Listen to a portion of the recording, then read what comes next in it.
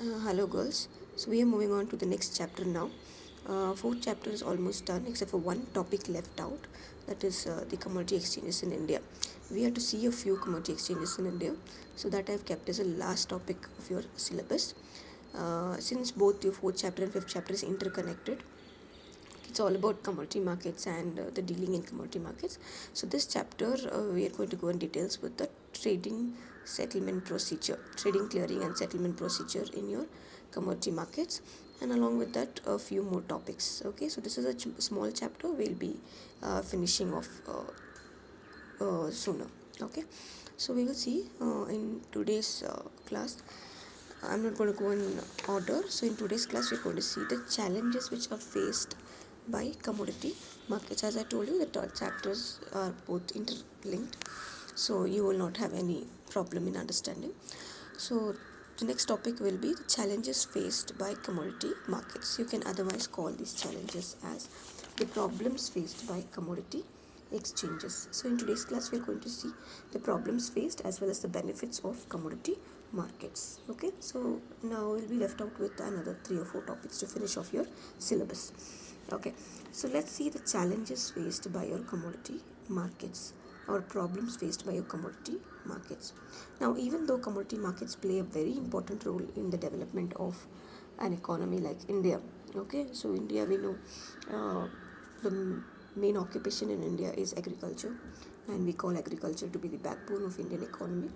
But still, the commodity markets are facing a lot of challenges, problems. Okay, in spite of having agriculture, the main activity in your commodity markets, the main commodities which are dealt in your commodity markets being the backbone of Indian economy, still commodity markets are facing a lot of challenges. Okay, so we're going to see in today's class these challenges in detail. Okay, so the first challenge is legal challenge. Okay, so legal talks about the legal framework. Okay, um, when it comes to various commodities, okay, that which is traded in your commodity exchanges, now essential commodities are something which are required on a day-to-day basis. Okay, so we are in the lockdown period, and various online shopping, it's like Amazon and all that, are only selling essential commodities. They're not selling anything that which is required other than essential commodities. Okay, so even with this lockdown phase, we are allowed to purchase, buy and sell essential commodities, because that is something which is required in our day-to-day lives, right?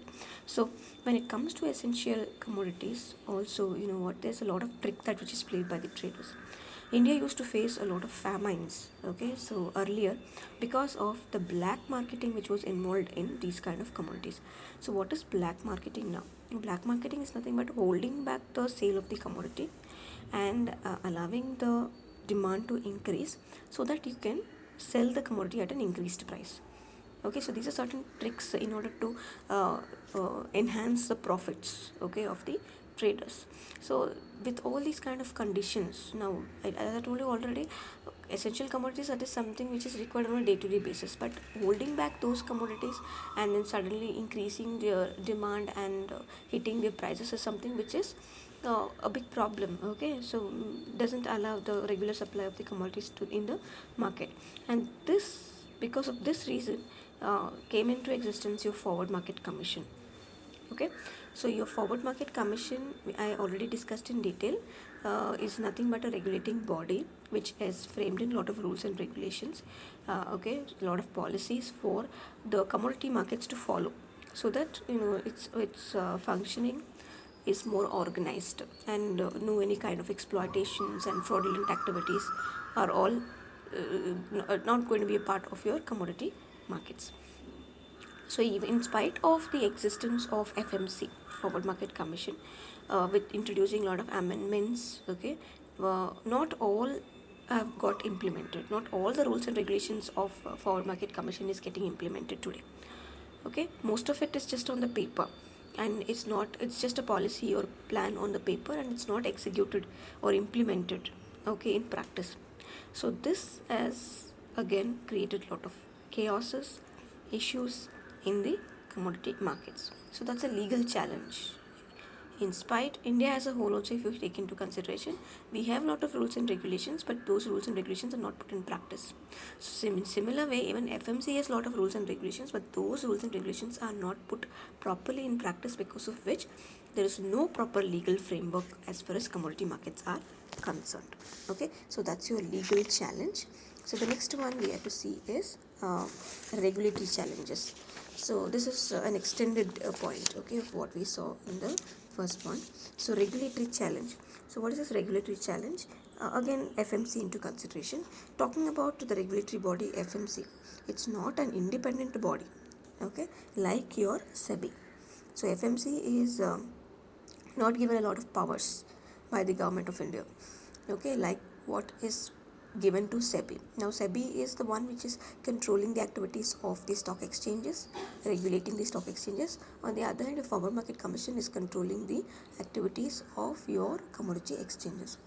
But if you compare SEBI and Forward Market Commissions, the powers that which is vested with SEBI is higher and better when compared to Forward Market Commission, because Forward Market Commission is under the Department of Consumer Affairs, and government has vested a lot of powers in the hands, not vested a lot of powers in the hands of FMC. So which is needed, which is most needed for the development of commodity markets. Okay, and also there's a lot of interaction which is required to be there between SEBI and FMC, which is also not there, because both these markets are kind of interrelated. Even though the dealing is different, here it's commodities and there it is stock, but more or less it's an investment venture. Okay, so people who are investing in stock market also invest in commodities market. So there's a lot of interconnectivity, okay, between your commodity markets and your stock markets, but then there's no proper interconnectivity between SEBI and FMC, because SEBI is got a lot of powers while FMC does not have much powers. Do you understand? So that is another regulatory challenge. Okay, the next one we have is infrastructural challenge or infrastructural problem. Okay, see, as far as infrastructure is concerned, these are certain physical amenities which is required in order to facilitate the trading in commodity markets. But the infrastructure itself is a big problem in our commodity markets. Okay, so what are the infrastructural problems that we are facing? First one is warehousing and standardization. So for commodities markets to work efficiently, we need a sophisticated, cost effective, reliable and convenient warehouse. Okay, what's a warehouse? Warehouse is nothing but a storage, okay, capacity which is very much required, okay, in a commodity market, because commodities need to be stored in a place, okay, and they should be free from fire mishaps, water mishaps and other kind of protections against pests and other controls, because when it comes to agricultural commodities they are more prone to these kind of risks. So it has to be safely stored in a particular place. That is what is called as warehouses, but there are no proper warehouses in India. Okay, so for there are no convenient, sophisticated, okay, warehouses, which is most required or most needed thing in the commodity exchanges. And so because of which the commodities are not able to be stored, and that affects the trade in commodity markets. And other than that, talking about standardization, so along with warehousing there's also standardization. So talking about standardization also, so what is standardization? In order to give away quality products, quality commodities, okay, so independent labs, quality testing centers, all this should be set up properly in India, which is again absent. Okay, so why you need these labs and quality testing centers and all that? In order to hypothecate your commodities, to test on their quality aspects, and also produce quality commodities, in order to improve the standardization of the commodities market. So that is also not possible because of the absence of these kind of independent labs and quality testing centers. Okay, so this is a challenge that which is faced as far as warehousing and standardization is concerned. So and again, continuing with the infrastructural challenges, the next infrastructural challenge is cash versus physical settlement. Okay, uh, now cash settlement, when does a cash settlement take place in commodity markets? Is only in physical dealings. Okay, so when there's a physical market dealing, so I taught you the other day what is a physical market, or rather what is a spot market. Physical market is otherwise called a spot market, wherein dealers, farmers, traders, they come and sell the commodities immediately in the stock market and in cash, provided they paid immediately. Okay, so if you talk about physical trading, there's only 1 to 5% of physical dealing that which happens in the total trading settlement in the commodities market. Okay, so imagine if it's only 1 to 5%, then the talking about the cash settlement that which happens in commodity markets is very very less. But otherwise, most of the dealings that which happens in your commodity markets is futures dealing, options dealings only. So in futures and options, you enter into a contract today and execute the contract in future. That means even cash settlement happens in future. Sometimes cash settlements are outstanding. Okay, so that is also an infrastructural problem. Cash settlements and physical delivery is something which is not happening properly in commodities market. One is because of course of the warehouse facilities, and other than that, a lot of contracts are done on a future basis, and because of which even cash settlement happens futures, and sometimes also is outstanding. Okay, the next one is lack of economy of scale. Talking about the economies of scale, attainment of profits is also something which is a big question mark. There are 3 national level commodity exchanges and 21 regional commodity exchanges in India, and almost 80 commodities are allowed to be traded for on derivatives. Okay, and out of it, only few commodities are something which are traded on a regular basis. Okay, in spite of giving away 80 commodities for derivative trading, only a few commodities are often traded on a derivative trading. Okay, so because of which they're not able to attain this economies of scale of production, and again economies of scale of profits. Okay, and there is no coordination among the all these exchanges.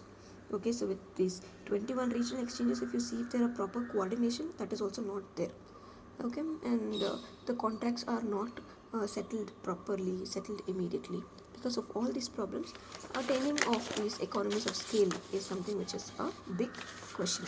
Okay, then next one you have is called as the tax and legal bottlenecks.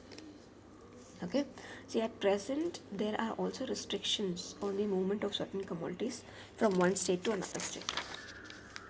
Movement of commodities from one state to another state itself is a big question mark. There are a lot of restrictions that which is levied. Okay, and also there are a lot of regulatory challenges which are brought forth. Now there are taxes which has to be paid again on the sale of commodities, and especially talking about the new kind of taxes, okay, that was introduced, VAT in 2005, value added tax. Now with the intervention of the government, okay, and the taxes that which is levied also has served as a big problem in your commodities market. Okay, so increased the percentage of taxes to be paid, and a lot of legal intervention have also served as a big problem. Now next one is awareness, the next main problem. Okay, so all this while we're seeing infrastructural problems. Now the next main problem that which is faced by your commodity markets is awareness among investors and producers. Okay, so bringing about awareness is all about giving away knowledge, information, okay, dissemination of information, collection of information, and spreading of this information to the commodity exchanges, the dealers in commodity exchanges, so that they are aware of what is happening. So what the awareness especially relating to the demand, the supply, the production, the price. Okay, so all this is something which is to be given at regular intervals to your dealers in commodity markets. But no doubt commodity markets are taking all possible initiatives in bringing about awareness, especially to the farmers, to the hedgers, arbitrators, traders, warehouse professionals, workers, and all the dealers in commodity markets. They are collecting and disseminating information, but taking in the required information and utilizing them is something which is a question mark again. Though commodity markets are making available information, whether these traders, dealers, farmers are making use of this information is a question mark. Okay, so that also sometimes poses a problem. So these are various problems that which is faced by your commodity exchanges, or rather you can call them as challenges which is faced by your commodity exchanges. Okay, so now we'll move on to the next topic. Okay, that is the benefits of commodity markets. Of course, uh, commodity markets offer a lot of benefits, okay, to various dealers in commodity markets. So like I told you, as an economy, if you take Indian economy, for Indian economy, agriculture is the main occupation, and for agriculture the main uh, platform of business is commodities market. So um, these commodity markets are definitely serving as a better, what to say, platform to increase the economic development. So that's the main benefit that which is offered for your uh, economy, okay, as a whole. Apart from that, talking about the various dealers in commodity markets, first one is it's a safe investment during crisis. Okay, it's a very very safe investment. Now right now also we can take the example of the lockdown period that which we are facing. Now this is a crisis, of course, and you also can take into consideration crises like inflation and deflation and other things. Okay, depressions in the economy. Okay, so all this, of course, inflation is also a very big crisis. So even in such kind of crisis, okay, so what happens is a commodity market is something which is not affected a lot. So first thing, if you take for example essential commodities, even today with the lockdown, essential commodities are something which are in sale. People are buying and selling, okay, and profiting from essential commodities. Apart from essential commodities, commodities also like gold, silver, platinum. So all this is also something which is not lost its demand or supply. Or rather, if you take for example, even in this lockdown, if you see that whether gold prices are drastically fallen or it has fallen to a greater extent, definitely no. Okay, it still holds its own value and it's still sold, even though people may not be buying, the demand may not be more, but still the commodity prices have not fallen. Okay, so even during crisis, this is a safe kind of investment. If you are someone who is an investor in gold, so even with this kind of crisis of lockdown, still you will not find that your commodities price is fallen, rather it's a profitable investment. Okay, so that's one main benefit of your commodities market. Okay, next one is diversified investment portfolio. Okay, so it also diversifies the investment portfolio. As I already told you all. Now, those who are investing in a commodity, in a stock market, are also investing in commodities market. Now, we know that stock market is more prone. Now, whether this kind of a crisis, a lockdown, has hit stock market, yes, of course, it has hit the stock market. So what happens usually is investors try to station both in stock market as well as in commodity markets, because in these kind of crisis, even if one of the portfolios, that is stock markets, are going to give away losses, still commodity markets will give away profits. So many investors try to station both in commodity markets as well as in stock markets. So they are able to have this portfolio in their investment diversified. Not investing in one venture and losing, rather investing in many ventures and trying to gain. So even if one venture is going to make a loss, the other ventures would compensate the loss and make good the loss and give you away profits. So that is what is the idea of portfolio management or diversification of your portfolio investments, so that you will be able to gain in one investment even though you lose in another investment. So that is about diversification. Next one is transparencies in the process. Of course, your commodity markets are more transparent when compared to your stock markets. Okay, so they give you a fair price discovery, even with the presence of black marketing and all that. There are a lot of rules and regulations governing the black marketing, but still your commodities markets are more transparent when compared to your stock market dealings. So there's a lot of control on the large scale participants, okay, which has allowed the process to be more transparent and more reliable. So the investment is made much what to say profitably. The next one is profitable returns. Of course, commodity markets are riskier, rather I would say more riskier, because of which you will be able to attain more profits. So as far as your investment is concerned, if you invest in a high risk portfolio, then your expectation of profits is also high. At the same time, you should be ready to lose. So a commodity market is such kind of a investment where it is prone to risk.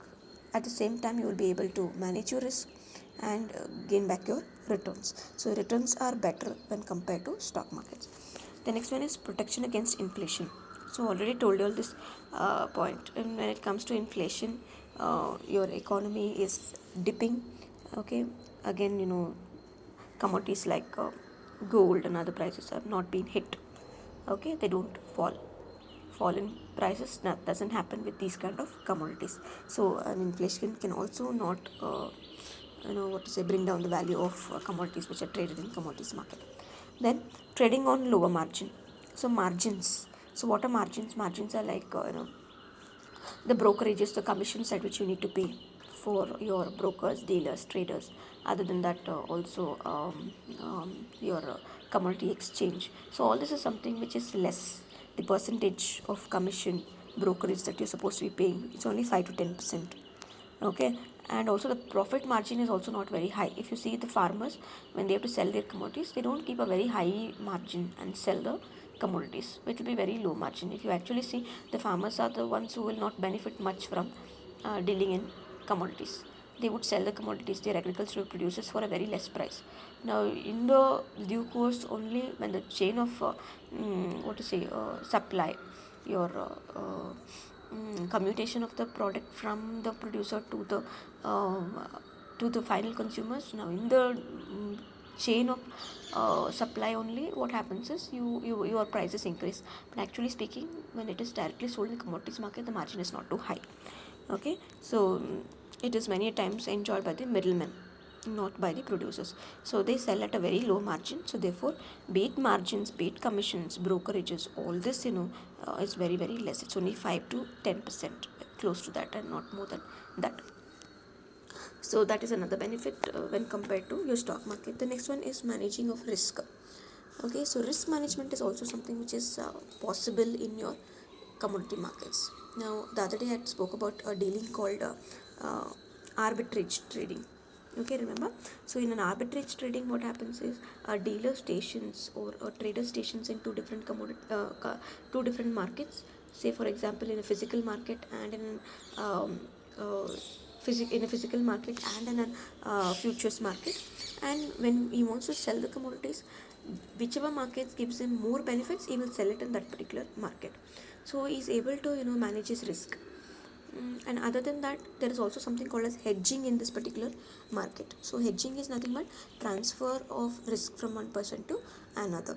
That is, when somebody does not want to take up the risk, will transfer his risk to the one who is ready to take up the risk. Okay, so that way transfer of risk from farmers who are low risk category people, so also is possible. So with this, you are able to manage your risk much better. And other than that, benefits to farmers. So farmers are also benefited a lot in this particular market. Like I told, if the farmers try to sell it with any other dealers, okay, or middlemen in the distribution channel, they are not going to earn much. But as far as commodity exchanges are concerned, they give them reasonable profits. And also with the presence of these kind of derivative markets also enabling the farmers a lot. They are able to edge their risk, transfer their risk from them to the traders who are ready to take up the risk. So it's highly beneficial to the farmers. And in a country like India, with uncertain rains and with lot of problems relevant to agriculture and no proper credit facilities available to the farmers, now commodity markets or exchanges are something which is a solution to various problems that which is faced by your farmers. So farmers, if they deal in commodity markets, they are definitely earning better profits, and they are also setting better standards and good quality gradation for their commodities. So this is about the various benefits that which is offered by your commodity exchanges. So we are left out with a few more topics. I think 3 or 4 topics. That's all to finish your entire syllabus. Okay.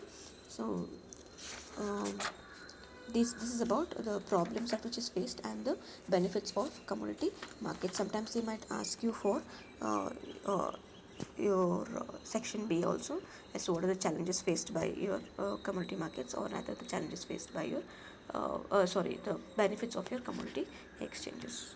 Thank you.